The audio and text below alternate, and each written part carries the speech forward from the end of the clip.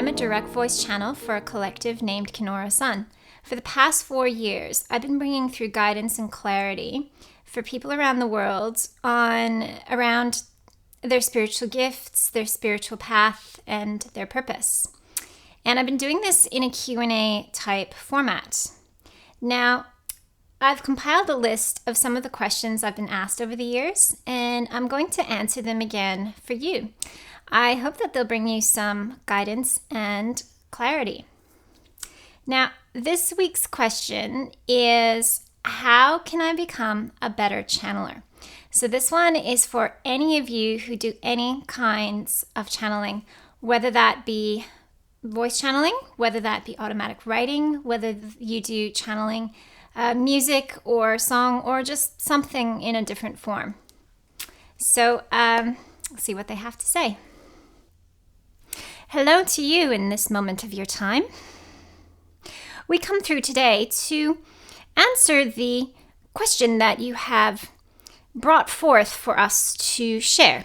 The question of, how can you become a better channeler? Well, this is not a question we can simply answer in 1 or 2 sentences. We have a few suggestions we would like to bring through for you. The first suggestion, which is the most obvious one, so we're just going to state the obvious first, which is to essentially practice and practice and practice some more. But don't just practice for the sake of practicing. We don't want you to just turn into a repetitive being who is just doing things again and again and again for the sake of doing things again and again and again.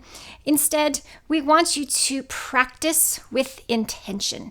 Practice with the intention of improving. Practice with the intention of growing. Practice with the intention of having some learning experiences, some experiences that are going to teach you how to improve your own channeling. Now, what this will ultimately entail when you set clear, stronger intentions to become a better channeler is that you may find you may trip up. And this little trip up is going to be a teaching moment, a moment where you learn why you tripped up and what happened for you to trip up. Perhaps your personality got in the way. Perhaps you were interrupted because you were not able to, we could say, not yet tune out some outside noise. And so this is an opportunity for you to see that you perhaps need to practice tuning out outside noise. And so there's always opportunities for you to learn, even within the little bits and pieces, such as getting interrupted mid-channeling by an outside noise, or having your personality get in the way and start talking to the audience. Personalities love to get in the way. Personalities love to be included and love to be involved. And so this is part 2 of our answer, is to intend for your personality to be, we could say, separated. One thing you can do is you can ask for your guides to essentially surround your personality part of you in a lot of love, and to intend that it be almost encapsulated in love, and for the duration of the channeling process is unable to, or is not allowed to, interfere with the channeling, and intending to thus be a clear channel to the best of your abilities. Because often the ego, or the personality, we prefer to use the term personality rather than ego, can get in the way and try to answer some of the questions based on your own personal knowledge, based on your own personal experiences. Because sometimes when you are asked a question that you have some guidance and knowledge to, sometimes that can interfere. And yet at the same time, sometimes you have that guidance, sometimes you have received that learning, that knowledge beforehand, because it ultimately applies to what you're channeling through. However, like for example, there may be a link. However, it is important to note that the guidance coming through may not be exactly the same as the information that you've learned. So perhaps you have heard something earlier in the day, some piece of wisdom. It may turn out that the person you are channeling for may also need that same piece of wisdom.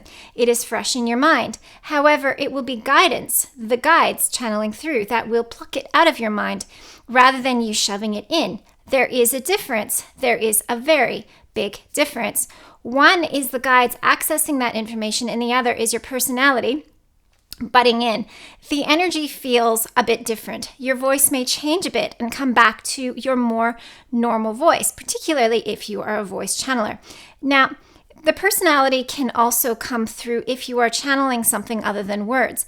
You can start going off on tangents or just seemingly wander off in a different direction, and the energy will change. It will dilute. The energy will start to come down. There will be less energy around it. And this is a sign that you have gone off track.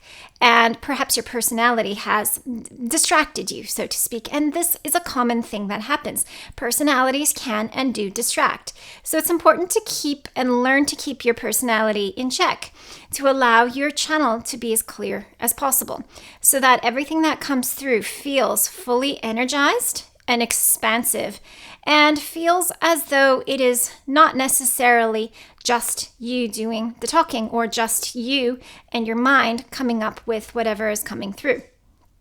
Now, that is the second part. Now, the third part to this, how can you become a better channeler, is to do some energy work. Now, this is very important because we get energetic blocks in our system. For example, if you're not a grounded person, if you're a bit scattered, feeling a bit spacey, feeling a bit perhaps not in your body, if you are not feeling in your body, it is harder for energy to flow down into the earth and for energy to flow back up.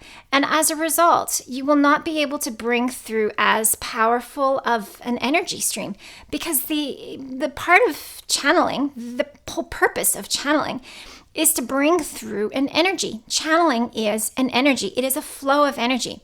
And it isn't just flowing through your mouth, through your hands, if you're channeling with your hands. It is actually flowing through your whole entire body. So the easier it is for energy to flow through your entire body down into the earth below, whilst remaining grounded and in your body, as well as energy flowing up from the earth, the clearer the channel you're going to be, because there is a clear, better energy flow. If there are blocks in the system, it makes it harder for things to flow. It makes it harder for the information to essentially have as strong or as powerful of an impact. So it's really important to do energy work, regardless if you are doing it yourself or you are asking for support from others to support you with the energy work. There are some important centers that are important for you to keep clear. For example, your crown chakra, as well as the soul star chakra above the head, are very important chakras because a lot of information needs to flow in and out of that crown chakra. Many channelers, not all channelers, but many channelers receive a flow, a stream. The channeling appears to come downwards. Now, again, not all channelers are this way, because some are upward channels, some are inward channels. You know, the information comes in and out, others it comes up and out, and others it comes down and out. But there still needs to be a flow of energy up and a flow of energy down. So it is important to ensure the crown chakra is open and clear. The soul star chakra above the head is open and clear. If you're using your voice, it is important to ensure that your throat is open and clear, and that the pathways between these are open and clear. The heart chakra is also a very important chakra, because guidance and clarity, especially if you are channeling guidance and clarity, when spoken from its true source, when it's spoken through via a pure channel, is filled with a lot of love. There is much love. However, if your heart chakra is closed, it is harder for the beings you are channeling to access that love, which is required to essentially transmit the message. Because we could say how you feel about the world is incorporated into what you channel. If you feel quite negative about the world, it will be harder for the beings in spirit to channel positively, because your body is sitting in more of a negative sense, and your feelings and emotions will also be quite negative. So it's important to have a wide open heart so that more love can flow through easily. If your heart is closed, there will be energy getting a bit stuck in the heart center. So it's important that you take some time to open your heart, expand your heart, feel a lot of love flowing in, out, and through your heart. When your heart is more open and expansive, it is easier for the flow of words to flow through and for the energies to also flow through. So the heart is also an important chakra, and ensuring that the heart pathway between the heart, the throat, the crown, and the soul star are also very clear. Now, the solar plexus chakra is also important because it is a power center in a way. It is something that gathers energy. It gathers a lot of power in order to, we could say, power the channeling process, because there needs to be some internal power that supports the entire channeling process. Also, the base chakra is also important because you need to feel safe when channeling. You also need to feel grounded and supported by the earth. So this needs to be clear and connected. And if with that clear, connected, and online, and the energy flowing up and down, you will find you are a much clearer channel. Now, this is the third part, the whole part of clearing this channel, clearing your channel, clearing those pathways of the channel. This is something that you can do and continue to do. You can send energy down to sort of flush out your channel. You can visualize your channel expanding. You can visualize your channel widening to allow a much more flow of energy to flow up and down as well as out. So this is an important step.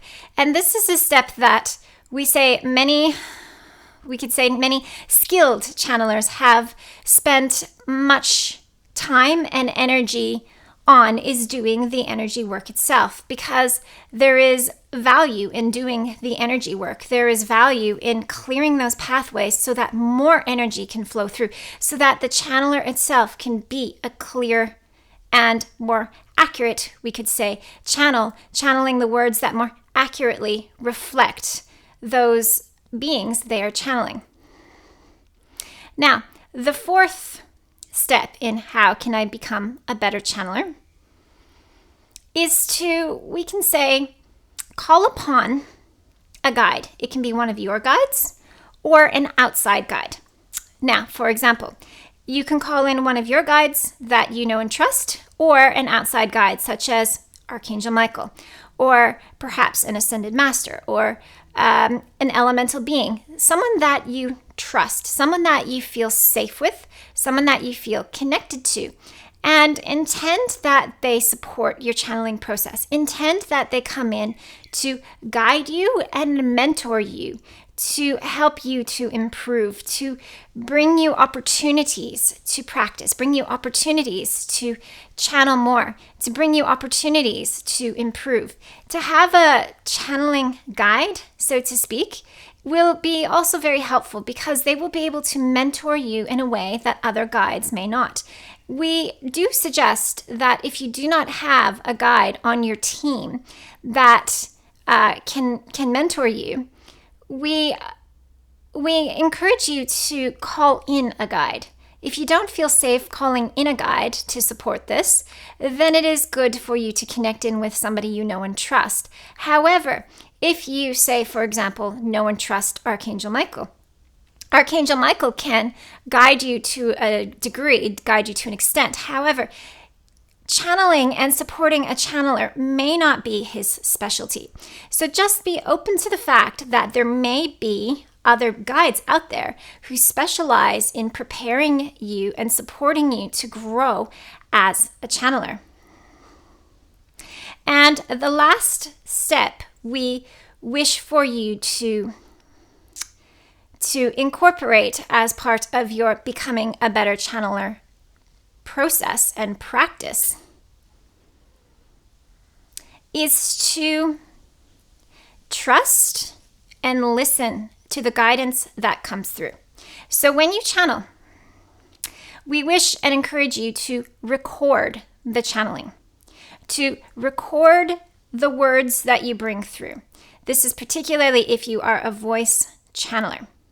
Now, when you record it, take the time to sit, close your eyes, come back into your body, ground into your body, and listen to the words you channel. How do they feel in your body? Can you feel energy attached to them? Is there a lot of energy? Do the words flow? Do you stumble? Do you go, Channelers sometimes make these noises. It is a sign of nervousness, a sign of tension, a sign of not fully surrendering and melting into the channeling process. It's a sign of not fully trusting and blending in with the channel. It's also a sign of the mind also wanting to interfere, the mind trying to help the guides, the beings, rather than just allowing the beings to bring through the words as and when the words need to come through. Because sometimes channelers need to channel very slowly. The words need to just drop in and out, drop in and out. It is the nervousness of the channel that's going, So it is important to just trust the guides. And if the process is slow, which for many channelers it is, this is the norm, this is okay. Allow this and accept this. And as you go back and listen to the recording, feel how it feels in your body. The words that are spoken, where do you feel it? Do you feel it in your heart? Do you feel it in your stomach? Where do you feel the words? And how does the energy feel? Does it feel really good? Does it feel expansive? Does it feel loving? Does it feel supportive? Does it feel really wise? If you can listen back to those words and not cringe at your own voice, we understand this is challenging for some people, but if you can go back and listen with an ear of feeling how it feels in your body, if it is truly loving, if it is wise, if it is expansive, and you are feeling this in your body, the truth is others will be feeling this as well. And trust that. And if you do not feel that in your body, one thing you can do, if you feel closed, if you feel like you're making it all up, if it doesn't resonate, if it sounds off, if it sounds a bit weird, one thing you can do is ask your guides, why? Why did that happen? How can you improve? And allow that guidance to drop in. What you can do next time, how you can better improve. Do you need to just surrender more? Do you need to trust more? Do you need to relax more? Do you need to ground more? Or do you need to be more discerning about who you're actually channeling? Because this is something else. We wish to add as a final note, there are some of you who channel beings that you know and are familiar with, and you have a good relationship with them. There are other beings that come through for the very first time, and you do not know them. And it is important to develop a bit of a relationship with them. And in order to do this, you need to just continue channeling them. Sometimes beings only come through once and they introduce themselves, and it is what it is. They come through once only. But if they don't feel good, if they feel just like not comfortable for your being, then intend that you do not channel them again. And intend to channel beings that feel expansive, that feel light, that are full of guidance and wisdom. And see how you feel when you can channel through a being that feels light, feels expansive, feels wise. And see the difference in your body. So there is a learning, and it is an opportunity for you to connect in with your guides. Perhaps do some automatic writing to find out why it doesn't feel expansive, it doesn't feel light, it doesn't feel wise when you channel in your body. Because a true channeler, they really send through a lot of energy. There's a lot of energy that comes through a channeling, a lot of energy. It is not normal talking like a face-to-face conversation. There is many energies and frequencies coming through because it is so much more being transmitted than just the words being spoken. And this is the final piece of information we wish to remind you about. It is not just words and information being transmitted. There is also energy. There is also frequencies. And so it is important that this be allowed to come through. And if you were to sit and close your eyes and listen to the guidance coming through from a very clear channeler, you would feel those frequencies and those energies in your body. They don't come out overnight. They don't come about after channeling 1 or 2 times. They come through when you practice. They come through when you clear your channel. They come through when your energy centers are online, and there is energy flowing in both directions. They come through when you have surrendered into the process and really allowed your guides to pluck the words out, drop the words in, so to speak, as opposed to trying to help them with your mind. When you can get your mind and your personality completely out of the process, then you will be able to bring through more of those frequencies, more of those energies, and they will get stronger over time the more you practice.